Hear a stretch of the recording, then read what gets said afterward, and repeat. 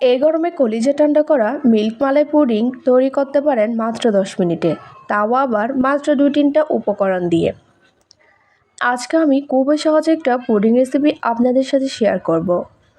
মাত্র কয়েকটি উপকরণ দিয়ে এত সহজে এত মজার পুডিং তৈরি করা যায়, তা আপনারা একবার তৈরি না করলেই বুঝবেন না। আশা করছি আমার আজকের রেসিপি আপনাদের কাছে খুব ভালো লাগবে। চলুন তাহলে রেসিপিটা দেখে নেওয়া যাক। পুডিং তৈরি করার জন্য চুলায় একটা প্যান বসিয়ে দিয়ে দিচ্ছি হাফ কাপ চিনি। চিনির পরিমাণটা আপনাদের পছন্দ অনুযায়ী কম বা বেশি দিতে পারেন। চিনিটাকে আমি ক্যারামেল করে নিব। চিনিটা এভাবে দিলে কালার আর ফ্লেভার দুটাই ভালো আসে, তবে খেয়াল রাখতে হবে ক্যারামেলটা যেন পুড়ে না যায়, এতে করে পুডিংটা খেতে তিতা লাগবে।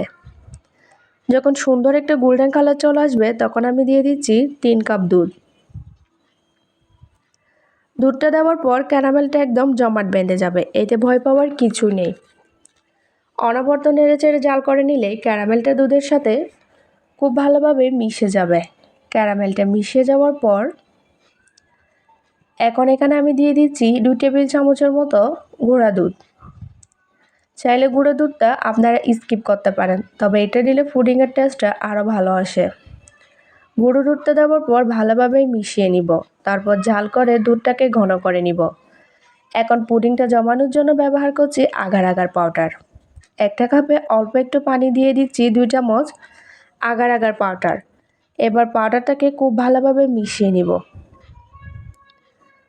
তারপরে এই মিশ্রণটা এখানে দিয়ে দিচ্ছি, আবারও সব কিছু ভালোভাবে মিশিয়ে নিচ্ছি। আগার আগার পাউডারটা কিন্তু সরাসরি গরম দুধে দেওয়া যাবে না, তাই এভাবে পানির সাথে মিক্স করে দিয়েছি। আগার আগার পাউডারটা দেওয়ার পর কিন্তু আর বেশিক্ষণ জাল করা যাবে না। এখন যে পাত্রে পুডিংটা বসাবো সে পাত্রে পুডিংয়ের মিশ্রণটা ঢেলে দিচ্ছি। এই কাজটা কিন্তু গরম থাকা অবস্থায় করতে হবে। পুডিংটা কিছুটা ঠান্ডা হয়ে এলেই এখন এখানে দিয়ে দিচ্ছি কিছু কাঠবাদাম কুচি। পুডিংটা দেখতে সুন্দর লাগার জন্য কাঠবাদাম কুচিগুলো দিয়েছি, না দিলেও চলবে। এরপরে পুডিংটাকে নর্মাল ফ্রিজে রেখে দিব 1 ঘন্টা।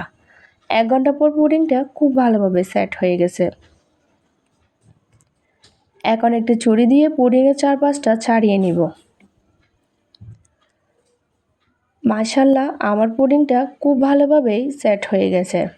আপনারা হয়তো দেখেই বুঝতে পারছেন। এইরকম এক টুকরো ঠান্ডা ঠান্ডা মালাই পুডিং খেলে নিমিষে কলিজা ঠান্ডা হয়ে যাবে। তো কেমন লাগলো আজকের রেসিপি অবশ্যই কমেন্ট করে জানাবেন, আর রেসিপি ভালো লাগলে পেজ ফলো দিয়ে রাখবেন। সবাই অনেক ভালো থাকবেন, সুস্থ থাকবেন। আজ এখানে বিদায় নিচ্ছি। আল্লাহ হাফেজ।